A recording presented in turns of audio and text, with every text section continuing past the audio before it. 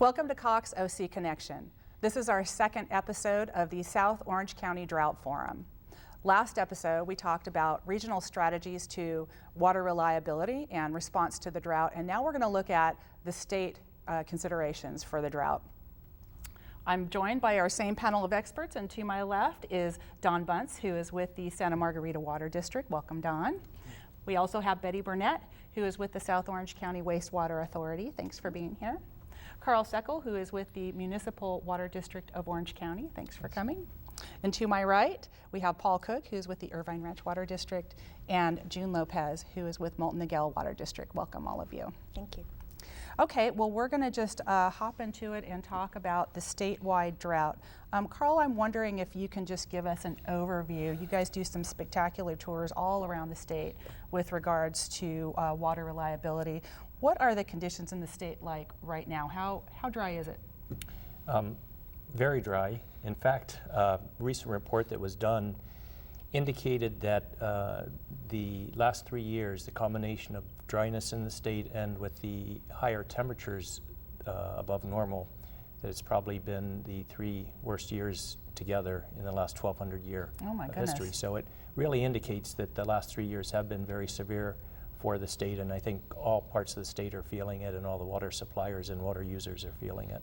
Okay, so let's see, June, I want to ask you about reservoirs. We have some massive reservoirs in this state. Can you talk a little bit about the conditions of those? Absolutely. When you look at the historical average, we're well below that. Less than 1/3 of all of our reservoirs are full. And that's not good news because we rely on these storage, these reservoirs, to be able to draw upon in times of emergency. So when they're low, that just means that when we need it, we'll have less of it available. So we're very concerned about the reservoir levels. And again, as Carl mentioned, this is a historic drought, and that's why we all have to rally locally to make sure we do local projects and expand the limited supply that we do have. Sure. And if it were to rain a lot and those were to be filled up, would we be okay? No. What we tell people is it took hundreds of years for this drought to be where it's at, and it's going to take a lot longer than a couple good rainfall to get us back on track. So the new norm going forward is the drought, and you've even heard in the news about the era of the mega drought, and that's what we're facing. So we really have to look at planning and resource management in a different way, because even if we have a good rainfall, it still is a prolonged, extended drought.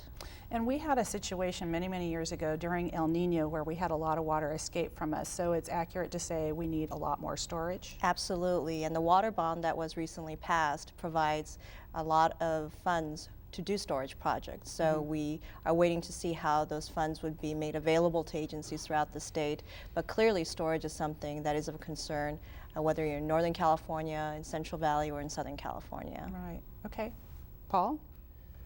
You want to know about our reservoirs? Yeah.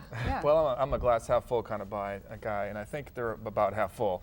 Okay. But, and hopefully the rains or less. But certainly we can't.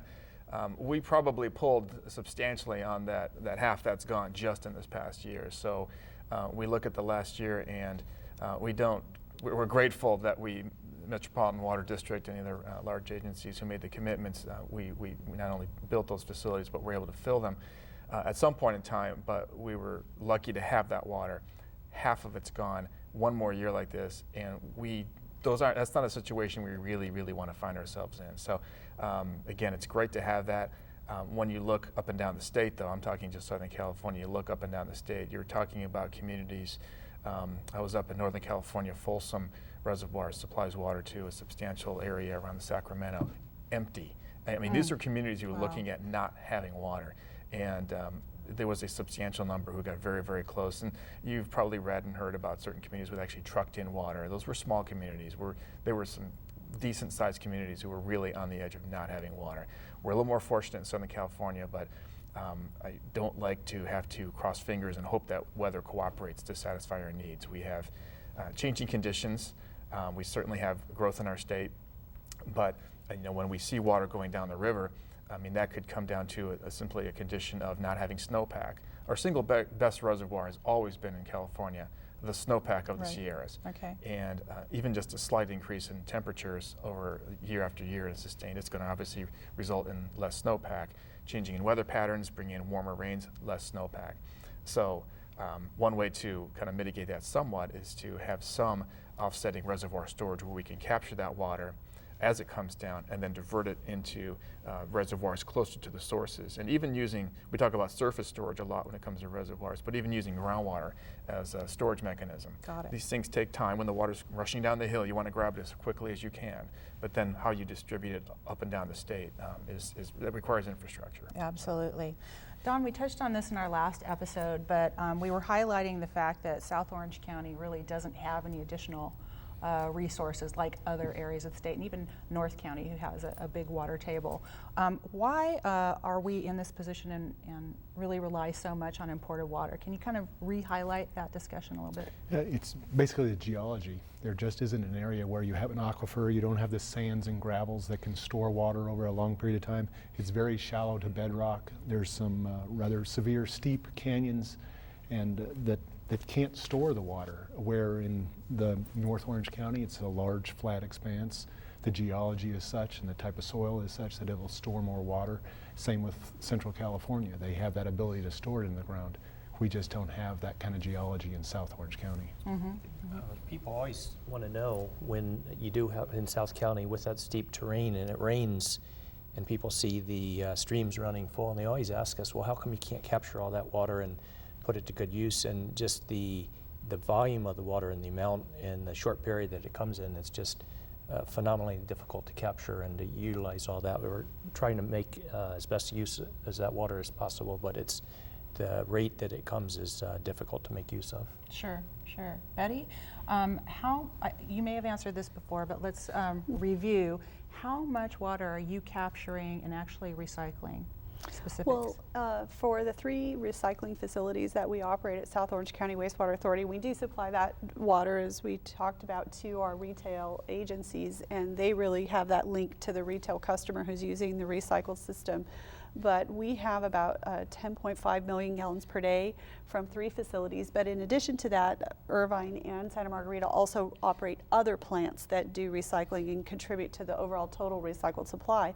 Additionally, there is probably an ability to develop more in that area, probably about another 21 million gallons per day of water that could be utilized as recycled. And that goes to the issue of having those bigger projects, those abilities to keep and hold that water, as Carl and Don are referring to. When you talk about 21 million gallons, can you translate that to a family, like the average family? How many families does that serve in a year? Or? Acre foot a year. Well, 21 million is about how many our wastewater sewage treatment plant has. So I would say that's around 100,000 families. Oh my goodness. Okay. Okay, that is a lot of people. Okay. So, but part of that is not just capturing that water, but capturing it and being able to store it, as Betty was saying, and Carl, because the demands for recycled water is typically for irrigation, which is the hotter months, say from March to October, and you don't use much of it. So if you don't have a way to store it, you lose it from October to March. So we want to capture that water, increase the production and also the storage so we can use every drop of it. And it takes a lot of money and time to build projects. You have to go through all the regulatory requirement. It takes millions of dollars to build a project. It takes time.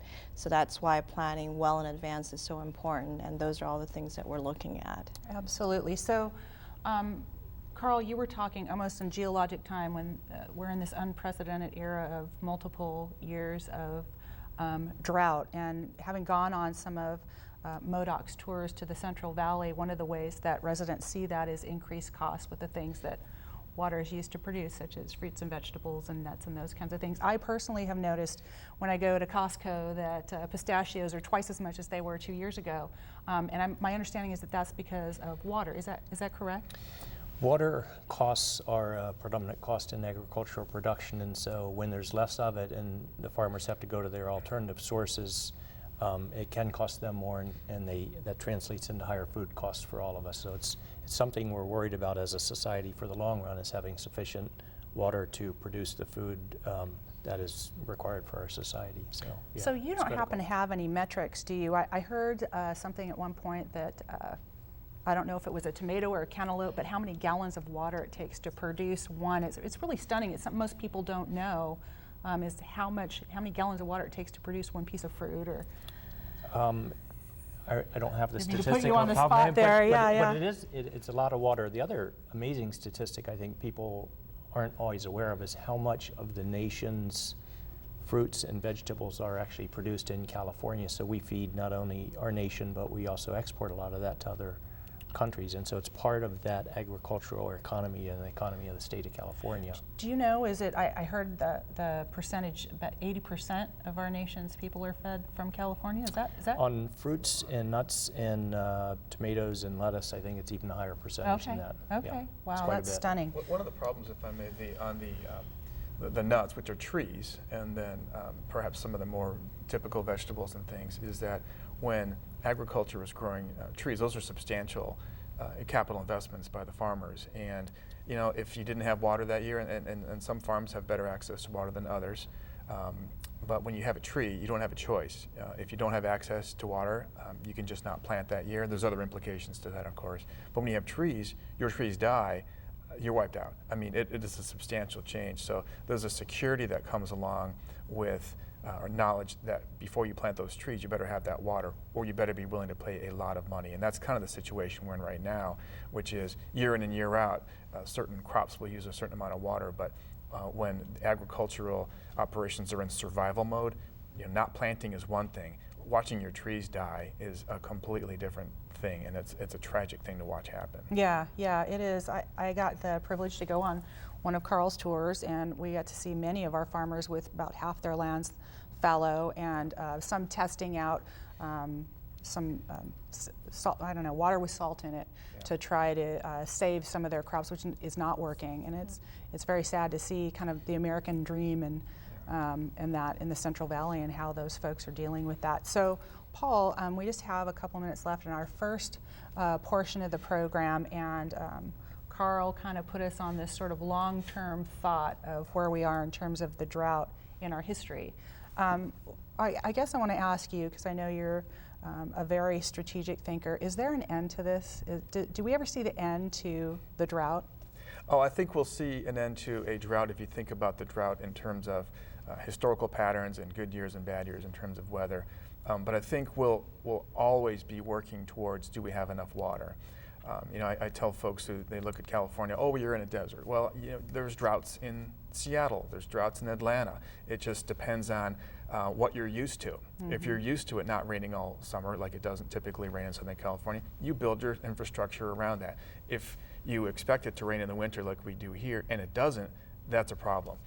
So as weather patterns change, and we've watched this happening, and Carl mentioned a 1,200-year kind of time frame of this particular specter of a drought, but we don't know if it's going to flash right back to the way it used to be. We're here to manage and make sure there's a resource available, a very important resource for our customers. We can't hope that that's how it's going to turn out, so we need to plan and build accordingly. Okay.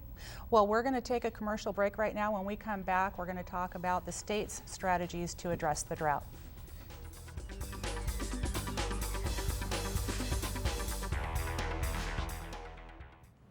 Hi, I'm Rob Machado. As many of you know, I make a living in the water. Here in Southern California, we are facing a serious water shortage. This is a complex problem that's going to take a long time to fix. We can all do our part by using water wisely and not wasting it. Check for leaks in and outside of your home. Shut the water off when you're brushing your teeth. And water your yard less often. For more tips on how to save water, or for rebate information to help you make water-saving changes, visit mwdoc.com. Join me and the family of Orange County water agencies in saving our most precious resource, water. Do more with less. Sometimes it seems she's all alone in this drought. People not aware of how serious things are. We can't waste another minute wasting water. It's time to conserve even more and show California the love she deserves. Be California friendly. Go to BeWaterWise.com for tips and rebates. And don't waste another minute wasting water.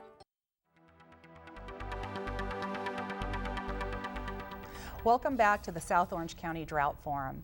Now we're going to delve into the state's two primary ways that they're going to address the drought in this state. One is Proposition 1, which is the water bond that just passed in the most recent elections, and the other is the Bay Delta Conservation Plan. So let's start with Proposition 1. And Paul, can you just tell us what is the water bond, Prop 1, and why is it important? The water bond is very important. It's basically a financing mechanism by which the state of California can sell bonds and then finance projects that are out there, water projects. And the thing that we in the water industry were thrilled to see with this particular bond is it's truly a water bond. It's truly water projects that are described and defined in the bond. So when they say pork, there's not a lot of pork in it. It's actually for water. Yeah, it really Okay. is. It Okay. really is. That's and good to know. We understand politics too, even though we're in the water business. It's but this again, one of the benefits of the drought was to really focus the decision and policymakers' attention on what we're trying to solve this problem. So between storage, promoting recycled water, assisting disadvantaged communities and cleaning up groundwater. These are all projects or types of projects that are included in the water bond, all very, very important. So will each of your agencies benefit from the water bond and get money from it to do your projects or something? so. We hope so. Okay. We're trying. How will that process work? What will you guys do? Well, we talked about the value of partnership, and we have the integrated regional water management planning process, and so we work with many of the agencies, both cities and water utilities in Orange County, to pursue funding, and that's why we were successful in getting funds from Prop 50, Prop 84, and so that will be a vehicle to access these funds. So we all have to work together to identify projects that will help us in the areas that Paul laid out that the funding is available for, and then figure out how we can work together to pursue those funding, because we know it will be competitive, but we know that we have a great track record. We've gotten a lot of funding through our experience, so we hope to continue that and be able to bring some of that benefits into our service areas. And as you said, storage would be a big part of that Yes. plan, correct? Storage, water recycling, water use efficiency, all those are categories that the funding's available for, and those are the key areas that we focus on in South Orange County. So we're very excited to see how those funding will roll out, and we'll be working very much together to access those funds. As someone that straddles kind of both regions, north and south, what are you guys looking at out of the bond? Well, we'll be looking primarily out of the bond for our siphon reservoir, which is a recycled water seasonal storage facility that Don mentioned earlier. And it's another way for us to construct recycled water storage so that we're less reliant upon the delta. What happens in Irvine Ranch Water District is we have recycled water available in the winter, but our demands drop off because of the golf courses and Right. homeowner associations who don't irrigate. In the summer, they want to irrigate more, and all of a sudden there's no water. There's not enough water. So we have to buy imported water from Metropolitan. If we can kind of catch and store more water and have it available when we need it. So it's a great project, fits well within some of what we hope are the criteria that are going to come out of the state for capturing water. There's programs and other things that we're looking at also. But right now with the state, the bond just passed last month. So the state right now is coming up with criteria and other factors, so we then know what the rules are, what kind of projects are they specifically looking for, how they're going to be evaluated. You saw us all jump up when, we're all of us in the state are looking to get our projects funded, but the state's going to have to come up with some rules and criteria to judge by which project will get the money, and hopefully and we all understand it should be the best projects, the best bang for the buck. Right, which come from Orange County, right? Absolutely. Don, what are you guys going to be looking for out of the water Well, bond? more of the regional style projects, because I think that's going to be more attractive. One of the things I'll point out though is because the South County has been working together for years, even before the drought, figuring out regional projects, how can we benefit the area. We've got a number of projects already identified, and we've got the groundwork laid for value added, because I know the taxpayers are saying, oh, they're just giving away government money again, but what we feel is we have projects that we're going to be able to provide that our customers are going to see a real benefit from. It's not going to disappear off to nowhere and it's gone. This is stuff that they'll see water sustainable and reliable, cost-effective type projects being put to use here in South Orange County. So it's those type of projects of the seasonal storage and recycling. Betty?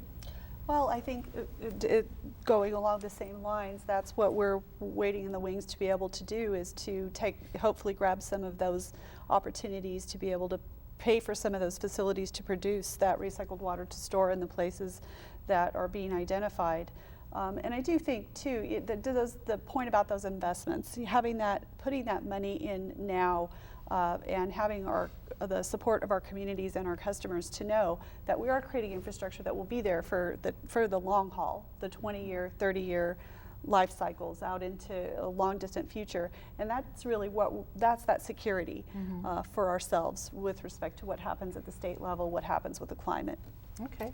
And Carl, as a wholesaler, what about you guys? You just going to support everybody else, or you got some specific things? Two aspects. One, I think Betty hit on a really good point, that it's investing for the future, so that we're sitting back here in 10 or 20 years talking about the new drought that we're in. To me, for the water bond, the really exciting part is the storage being studied on a statewide basis, whether that be surface storage or additional groundwater storage. I think one of the lessons learned is that in the wet years, when that water is produced, you need to be able to capture it and squirrel it away for the drier years. And what we found out, because of the situation we're in right now, we don't have enough capacity and haven't had enough capacity to do that on an ongoing basis, given our higher fluctuation in the hydrology that we're seeing now. And so that investment statewide, I think, is good collectively for all of us. Okay. And when we talk about reliability, one of the things that comes to my mind is earthquakes. And that's part of what this is about, right? I want to talk about the Bay Delta Conservation Plan now. But first, I think that it's possible that some folks don't know what the Bay Delta is. So Betty, would you like to describe, or anybody take the ball and run with it, what the Bay Delta is and why it's important to this region and really the whole state? Well, I'm definitely not an expert on the large saltwater marsh in the interface between fresh and salt water that is the Bay Delta, but it is really something to see. And as you mentioned, Lacey, the Municipal Water District of Orange County does host tours, and they work with Metropolitan Water to provide that opportunity to go see what that is. It is really something to lay eyes on. It is basically a system of farming whereby water that is an elevation higher than the land surrounds pockets of land that are used for farming. That was a wonderful idea to reclaim that land and turn it into an opportunity to farm for California and make us that large producer. But I think Carl and you guys should talk about it because you have much more knowledge on it. Yeah, what it is, going back to that question, it is a delta, two rivers coming together, the Sacramento River going out into San Francisco Bay and the San Joaquin River coming up through the Central Valley, joining together and going out to the bay. So that delta that's formed as it joins San Francisco Bay is the delta area.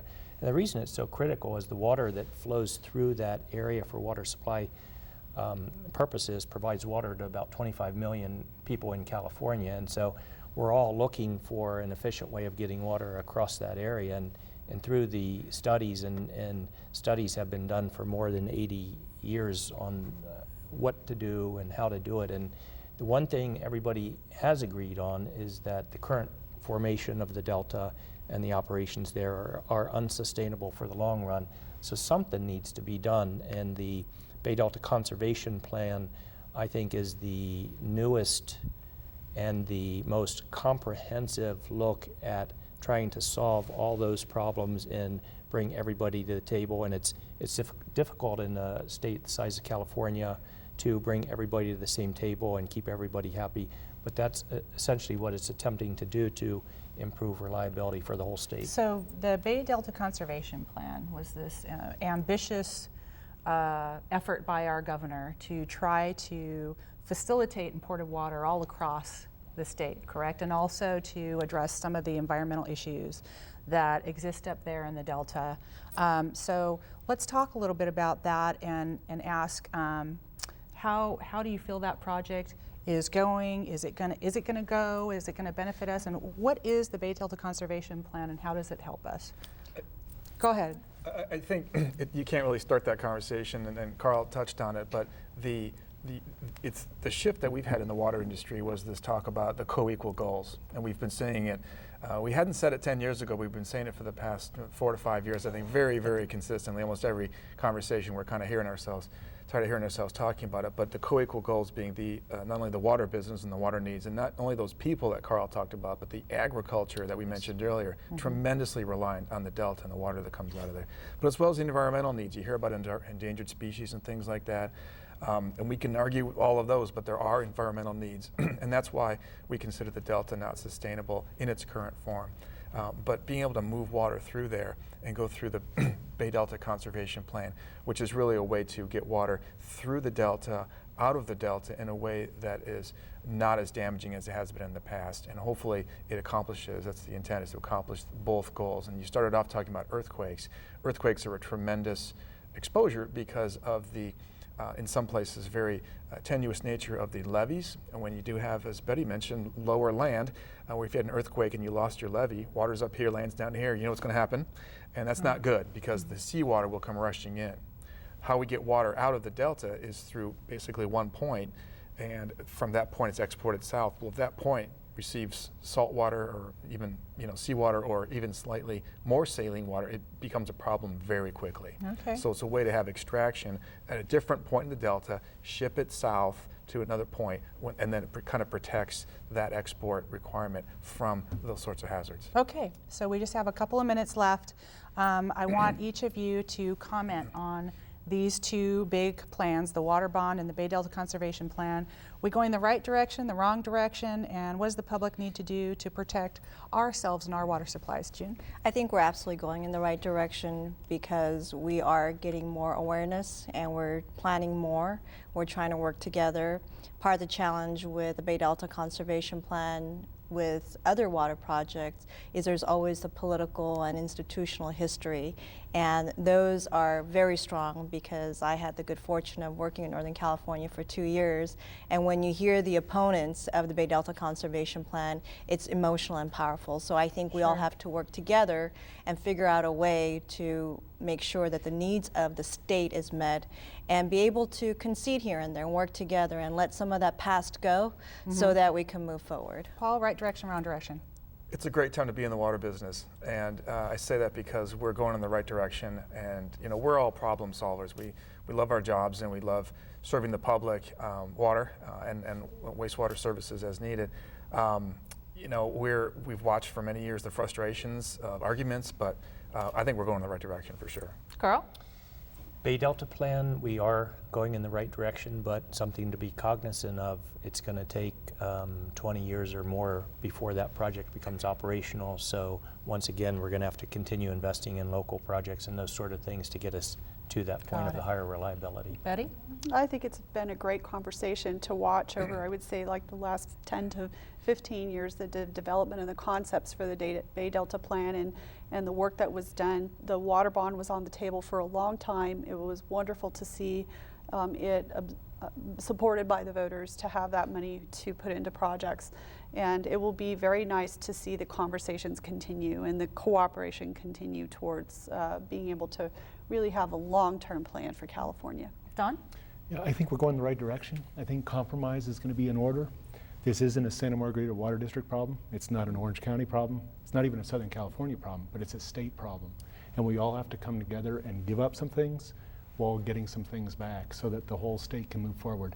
We haven't done a project like this in 50 years. Okay. We need to move ahead. So we got 5 yeses, so that's a good sign. I want to thank all of you for joining me for the South Orange County Drought Forum, and we appreciate your time. Thanks for watching us on Cox OC Connection. We'll see you next time.